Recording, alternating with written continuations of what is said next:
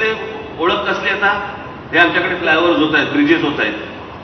कशासाठी होत आहेत ब्रिजेस? माझा कुठच्याही डेव्हलपमेंटला कधी विरोध नाहीये माझा, नसणार. पण हे सगळं कोणासाठी आणि कशासाठी होतंय?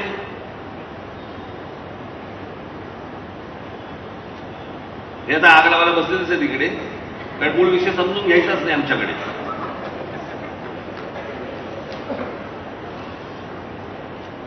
देखो राज ठाकरे ने वापिस जहर उगला. मूळ विषय बघायचाच नाही. एक एवढीशी जागा आहे, या एवढ्याशा जागेमध्ये किती माणसं राहू शकतात, त्याला काही मर्यादा आहेत की नाही?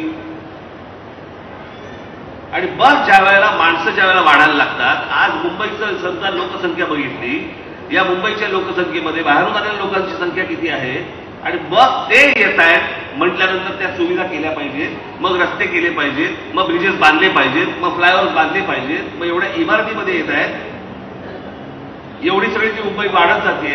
वाढत जाण्यामध्ये इकडच्या लोकांचा लोकसंख्या वाढवण्यास हात नाहीये, येणाऱ्या लोकांचा आहे.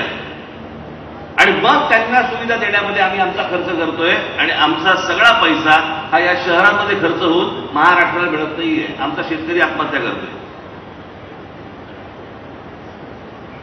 जो मूळ या राज्याचा पैसा जिकडे जायला पाहिजे, ज्या लोकांसाठी खर्च व्हायला पाहिजे, तिथे पैसा न जाता या सगळ्या गोष्टींवरती, सुविधांवरती पैसे खर्च होत आहेत. मी मागे पण अनेकदा बोलले, परत एकदा बोलतो. एक आपण ठाणे जिल्हा म्हणून घेतला, ठाणे जिल्हा. या एका ठाणे जिल्ह्यामध्ये जगाच्या पाठीवर तुम्हाला असा जिल्हा मिळणार नाही, या देशात तर नाहीच नाही.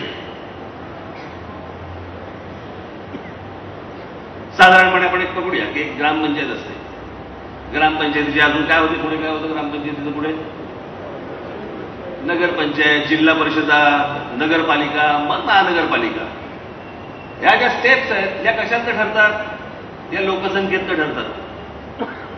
जशी जशी लोकसंख्या वाढायला लागते तशी ती काय ग्रामपंचायतीची काय अजून काहीतरी जिल्हा परिषद होते, जिल्हा परिषद अजून काहीतरी नगरपालिका होते, नगरपालिकेत. आज मुंबई मुंबई शहरामध्ये महानगरपालिका किती? 1.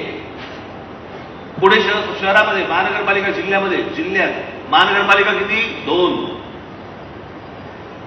सर्व जिल्ह्यांमध्ये जर समजा तुम्ही महानगरपालिका काढल्या महाराष्ट्राच्या किंवा देशाच्या, तर 1 किंवा 2.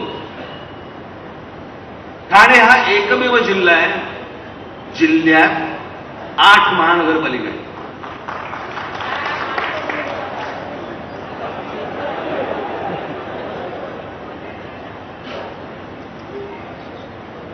तीच टाळी एकदा आपण गालावर वाजून घेऊ. 8 महानगरपालिका. ठाणे जिल्ह्यातल्या लोकांनी लोकसंख्या वाढवली नाही. तुम्ही जर सेन्सेक्स पाहिला, त्या सगळ्या गोष्टी जर नीट पाहिल्या तर तुमच्या असं गोष्ट लक्षात येईल की बाहेरच्या राज्यांमध्ये येणाऱ्या लोकांची सर्वाधिक लोकसंख्या ही ठाणे जिल्ह्यात उतरली जाते. मग ती मुंबईमध्ये येते, मग ती पुण्यामध्ये जाते, पण पहिली येते ती ठाणे जिल्ह्यामध्ये येते. कुठून आणणार सुविधा? या सगळ्या शहरांमध्ये हे सगळे पैसे खर्च होत आहेत. इथला माणूस सुखी झाल्यानंतर जर बाहेरचा माणूस आला तर समजून घेऊ आम्ही, सांभाळून घेऊ आम्ही. पण इथला माणूस पहिल्यांदा बेघर होतोय आणि बाहेरच्यांना पण आम्ही कडेवरती घ्यायचं, हे कसं शक्य होईल?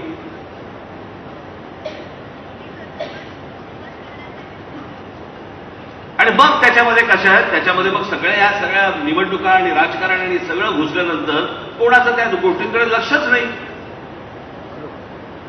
मूळ विषयापासून तुम्हाला दुसरीकडे घ्यायचं एवढा